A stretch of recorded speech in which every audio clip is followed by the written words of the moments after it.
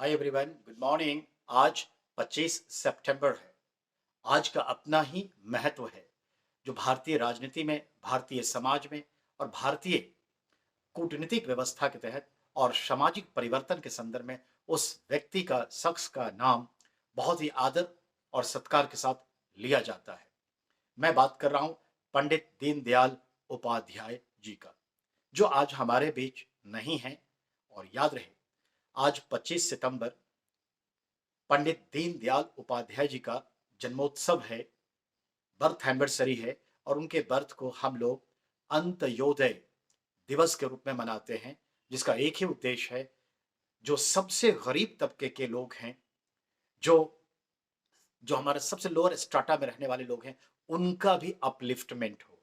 अंत्योदय यानी जो हमारे इकोनॉमिकली, सोशली, जो सबसे नीचे तबके के लोग हैं, आर्थिक रूप से, सामाजिक रूप से पिछड़े हैं, उनका भी अपलिफ्टमेंट हो, उनका भी उदय हो। Antyodaya, this concept is actually given by Pandit Deendayal Upadhyay. तो जरा आप सुनिए, आज अंत्योदय दिवस है। पंडित दीनदयाल उपाध्याय के जन्मदिन को हम इस तरह से सेलिब्रेट करते हैं। याद रहे, 25 सितंबर 1916 को पंडित दीनदयाल उपाध्याय जी का जन्म उनके नानी गांव, ठीक है, उनके नानी गांव में हुआ था, जो धनकिया नाम का गांव था, जयपुर में। वैसे ये मूल कहां के थे? मथुरा, उत्तर प्रदेश के। पंडित दीनदयाल उपाध्याय समय के साथ देखते हैं, एक अच्छे पॉलिटिशियन, राजनीतिज्ञ हुए, एक अच्छे सोशलिस्ट हुए, इसके अलावा अच्छे थिंकर, चिंतक हुए। इसके अलावा राइट विंग जो हिंदुइज्म है, उसकी आइडियोलॉजी उनकी थी, यानी हिंदुत्व को आगे बढ़ाना है। और हिंदुत्व कोई धर्म नहीं, एक पूरी लाइफ सिस्टम है, यानी जीवन पद्धति है, ऐसा सुप्रीम कोर्ट ने भी कहा है। याद रहे, इनके संदर्भ में हम देखें तो आरएसएस को भी इन्होंने ज्वाइन किया, राष्ट्रीय स्वयंसेवक संघ, जिसकी स्थापना 1925 में बलराम हेडगेवार ने की। गोलवलकर बाद में आए। तो याद रखिएगा, हम ये कह रहे हैं कि आरएसएस के ये फाउंडर मेंबर तो नहीं, लेकिन 1942 में आरएसएस को ज्वाइन किया। उससे पहले देखते हैं, 1940 में एक पत्रिका निकालते थे जिसका नाम था राष्ट्र धर्म। ये मंथली मैगजीन थी, राष्ट्र धर्म से वो निकालते थे। पब्लिशर भी वही थे और एडिटर, संपादक भी वही थे। समय के साथ आरएसएस को ज्वाइन किया और 1948 में आरएसएस ने एक मासिक पत्रिका निकालना शुरू किया, जिसका नाम क्या था? पांच जन्य, पांच लोग यानी पंच। तो पांच जन आज भी आरएसएस का मुख्य पत्र है, mouthpiece newspaper of RSS, it is Panchjanya. याद रखिएगा, बहुत सारी, जैसे कांग्रेस का क्या था? National Herald. ऐसे सब क्या होता है? मातृभूमि कम्युनिस्ट पार्टी ऑफ केरला। तो ये चीज रखिएगा। तो ऐसे ये होते हैं। तो पांच जन जो मासिक पत्रिका थी, जो आरएसएस का मुख्य पत्र, माउथ पेस न्यूज़पेपर है, वो भी इन्होंने ही शुरुआत की थी। 1951 में इन्होंने श्यामा प्रसाद, डॉक्टर श्यामा प्रसाद मुखर्जी के साथ मिलकर के जनसंघ की स्थापना की। भारतीय जनसंघ, ये एक पॉलिटिकल पार्टी थी। यही पॉलिटिकल पार्टी के बाद में चलकर ये अध्यक्ष भी बने और कई साल तक बने। याद रहे, इनकी फिलॉसफी बहुत ही अच्छी मायने रखती है। सर्वोदय मूवमेंट से भी ये जुड़े हुए थे। सर्वोदय मतलब कि सबका उदय हो, और खास करके अंत्योदय। तो कॉन्सेप्ट जो है अंत्योदय योजना का, इन्हीं का दिया हुआ है। तो ये याद रखिएगा।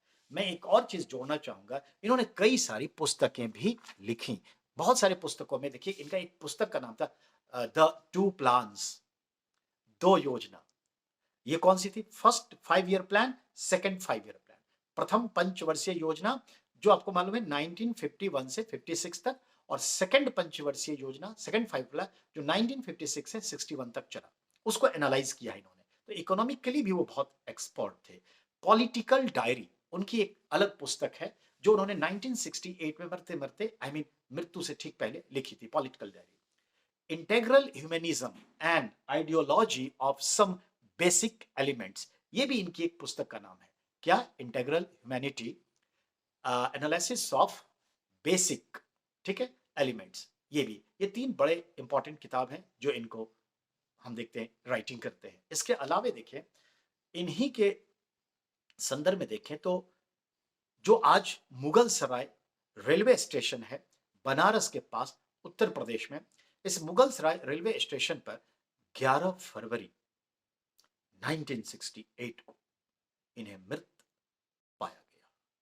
संदिग्ध अवस्था में डेड बॉडी पड़ी हुई थी। जांच हुई अपने समय के हिसाब से, पर कोई फर्क नहीं पड़ा कि कैसे हुआ नहीं हुआ। कहते हैं वो सांप्रदायिकता के शिकार हो गए होंगे, ऐसा माना जाता है। तो याद रखिएगा, इसीलिए 1968 में इनकी मृत्यु हुई, दीनदयाल उपाध्याय जी की, और जहां हुई मुगल सराय। याद रखें 2018 में उत्तर प्रदेश सरकार ने केंद्र सरकार के साथ मिलकर ये मुगल सराय रेलवे स्टेशन का नाम इनके पुण्यतिथि के 50वीं वर्षगांठ पर नाम रखा गया, Pandit Deendayal Upadhyay railway station. Remember, Mughal Sarai शहर का नाम नहीं बदला है। मुगल सराय में जो मुगल सराय रेलवे स्टेशन है, उस स्टेशन का नाम बदला गया है इनके नाम पर, जब इनकी 50वीं पुण्यतिथि 2018 में थी। एक और बात कहना चाहूंगा, पंडित दीनदयाल उपाध्याय के नाम से गुजरात के या भारत के सबसे जो पश्चिमी तट पे मेजर पोर्ट है, जिसे सेंट्रल गवर्नमेंट जो है टैकल करती है, कंट्रोल करती है, रेगुलेट करती है, इसका नाम है कांडला। ठीक है, कांडला पोर्ट ट्रस्ट।